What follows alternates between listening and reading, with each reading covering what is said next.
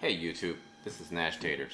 Welcome back to another episode of War of the Visions. Alright, so as always, we're going to do the 10 shot in the beginning of this video, and then we're going to move on to another episode of Friday Free Thinking. Here we go.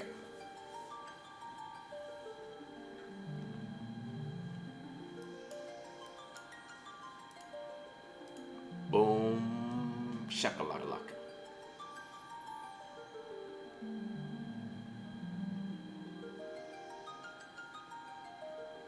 Alright, so we're gonna get a unit.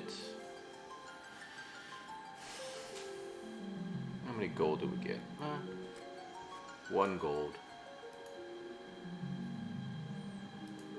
See if we can start the weekend right. I'm not really sure what I need in terms of an MR unit. I don't think I need anything anymore after all, but just trying to think what first copy of the first unit I need.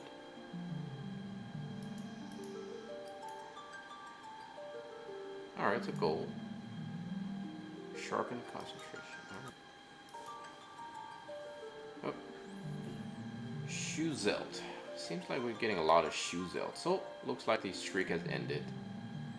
No rainbow.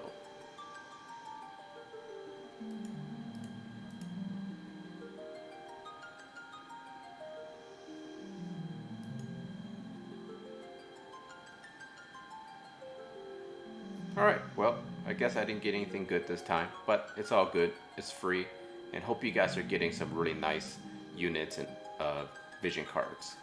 Let's get ready to do Friday Free Thinking.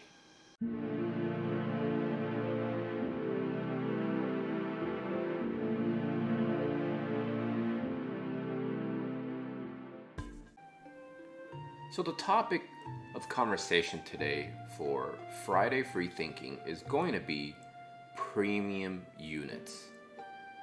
Now, I feel like there are many reasons to have premium units in a gacha game. One of the analogies that I always use is that I used to play a lot of car battle games, and they had these things called chase rares, where almost everyone tried to go after them. For this game, I think there are more reasons to just having premium units to designate them as chase rares. But before we get into those reasons, let's talk about other things, how we even got to the point of the discussion of chase rares. I think the first thing I really want to address is, why do individuals choose to play gacha games? Or even games in general? And more specifically, why did you choose to play War of the Visions? I feel like many people perhaps wanted to play this game for the art. I'll be honest, some of the art when I first was introduced didn't look too impressive to me. But once I started playing, I realized, man, they really took their time to do some really good job on the art. Another reason perhaps would be a simple nostalgic factor. This game is pretty much a combination of all the different games that were produced by Square. And of course, Gumi has an imprint on this game as well. Games such as Final Fantasy Tactics, Final Fantasy 1, which we are working with now in the current collaboration.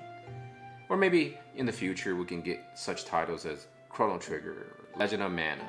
One can only dream, right?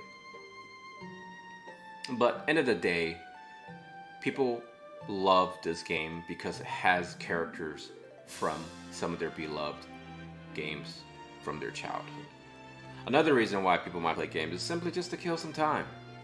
We're dealing with a pandemic after all. We have to spend our time doing something. Some people are making babies. Yeah, I agree with that. Some people are just watching a shit ton of Netflix or Disney Plus or whatever subscriber you're using. It doesn't really matter, because at the end of the day, we're all here. We all decided to join this community. A community created by Square Enix and Gumi. Now, this game is, after all, labeled as a free-to-play game. And we all know, and we all trying to accept the idea that this game is in fact very free-to-play friendly. But what really makes income for this game? We know it certainly perhaps is not really all from the free-to-play players. So then we have to talk about people who spend money. Now, according to one of these sites that I noticed, this game apparently makes $3 million a month. Now, in the grand scheme of comparing to some of the big brand games like Pokemon Go or whatever, maybe, they're not there to challenge them yet.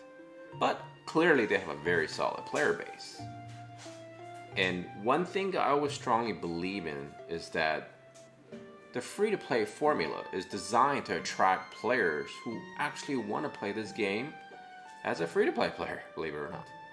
And that way you can have a humongous player base.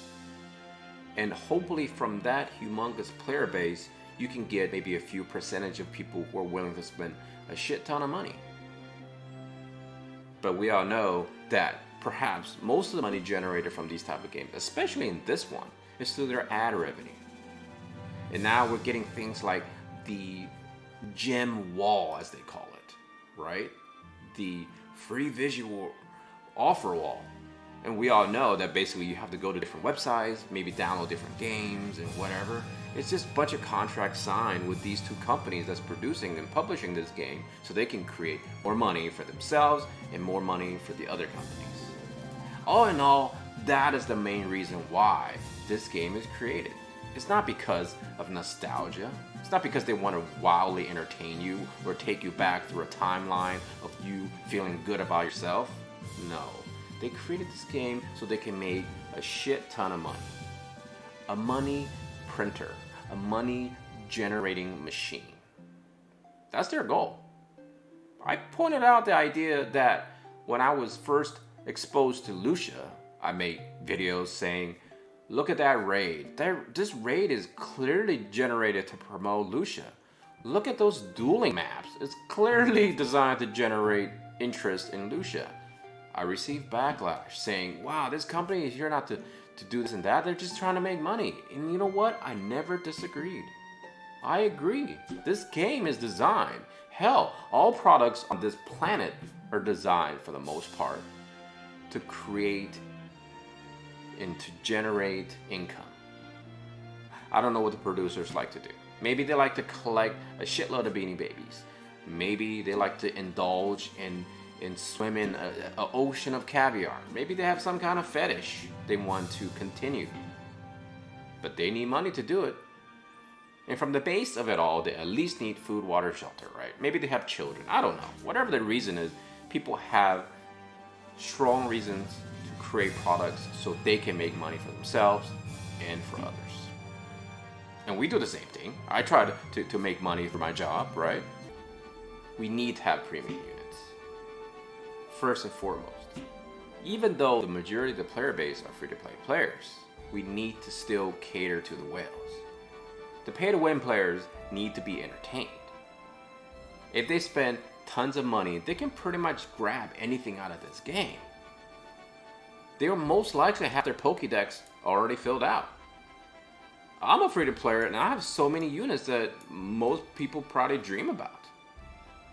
Units like Orlando, units like Salir, units like Ayaka, Mediana, Whisper, Frederica. I wish I had a Lucia, but I don't. But if I did, people would be like, man, I wish I had a Lucia too. Well, here's the thing. When this game was first introduced to everybody, they introduced Thancred, the very first premium unit that you can summon for. Of course, the other one was already built in, and that was Gilgamesh. Later on, we were introduced units such as Salir, and of course now in Japan they have Super God Armor Stern.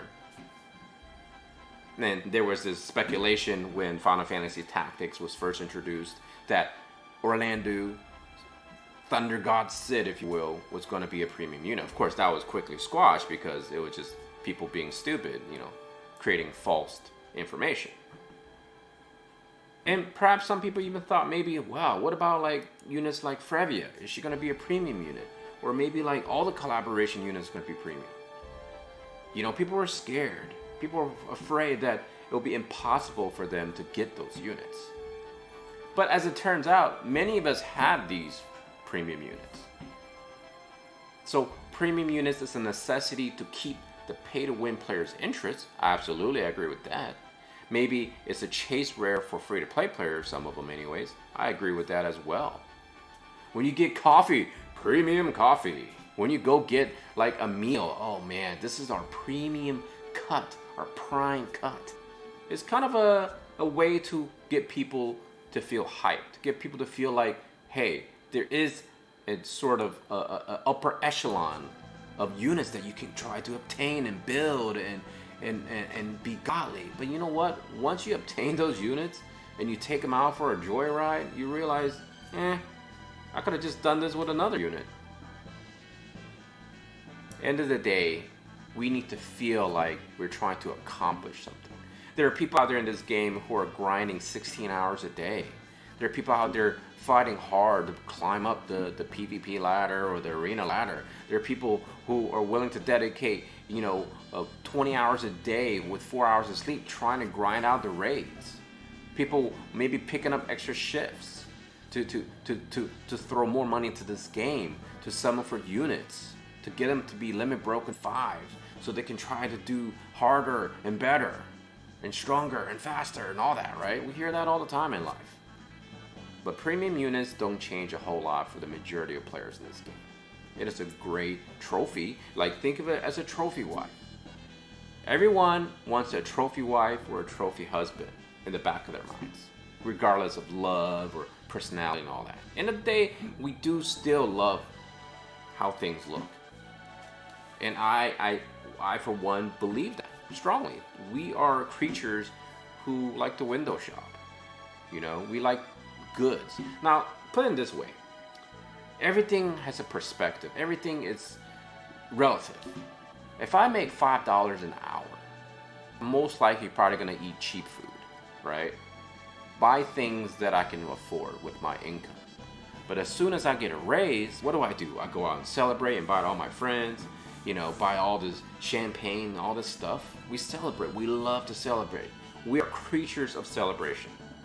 And as soon as I make more money, or maybe win the lottery, or have a godly job which pays me like 6 figures, 7 figures, what do? I go out and buy brand names. People are infatuated with brand names. Louis Vuitton, Louboutin, Lamborghinis, champagne, caviar, lobster. We know what the quote-unquote finer things of life are. If I was to go out and get a cheap lady of night for $20, but if I make a lot of money, I'm not going to go to those women. I'm not going to go to those men. I'm going to go to the high level escorts, right? 10 grand a night. They can escort me through town, wearing these, great expensive dresses, maybe riding in a limo. And that's what premium units are, pretty much. You're looking at them as sort of a thing that you're trying to measure yourself against others, perhaps.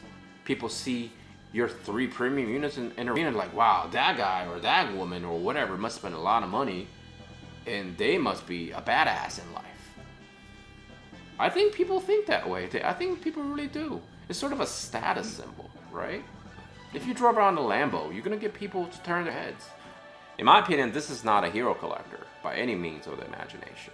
Because I wouldn't have a channel. I wouldn't have any content to create if I felt that way.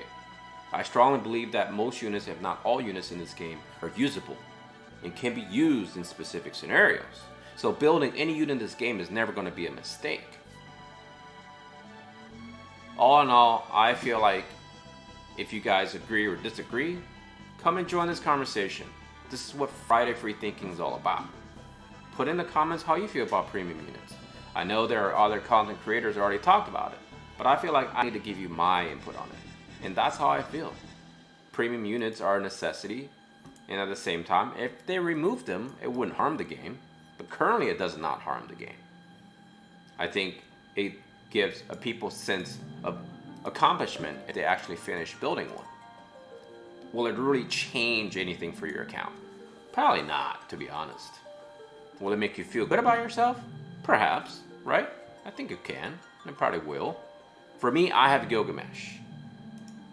That's my premium unit. That's the only one I own. Maybe I'll get lucky enough to get Thangber when he returns. But do I really care? I'm slowly working on him. I'm slowly building to get a living break up. You know, I just grind the hard nodes every day. But I don't think too much about him. First of all, he's pretty hideous. Second of all, it's no need for me to build him. I can pretty much do anything I want in this game so far with all the other units that I have. If Golden Armor Golly Stern shows up, am I going to summon for him? Probably not. You know what I'm saying? Like, I'm never, like I said, I'm never a big fan of attackers. And if I land him, perhaps I'll build him. But if I don't get him, I'm not going to lose sleep over it. And that's my mentality towards this whole premium unit thing for my accounts. I don't really care. If I get him, great. If I don't, it's cool too. I think that's all the time for this video. I think, end of the day, you just need to tell yourself and ask yourself, is anything really worth your time? Because if it is, no one can criticize you. But if it's not, no one, even if they had a gun to your head, is going to convince you otherwise. Well, maybe some people, I guess they're weak-minded, but all in all, you make your own decisions. You play the game how you want. You love yourself. You love the game how you like. As always, take care of yourself, all your loved ones. Thank you for watching my videos. Thank you for the support of this channel. Take care of yourselves. Nashtaters and his buddies out.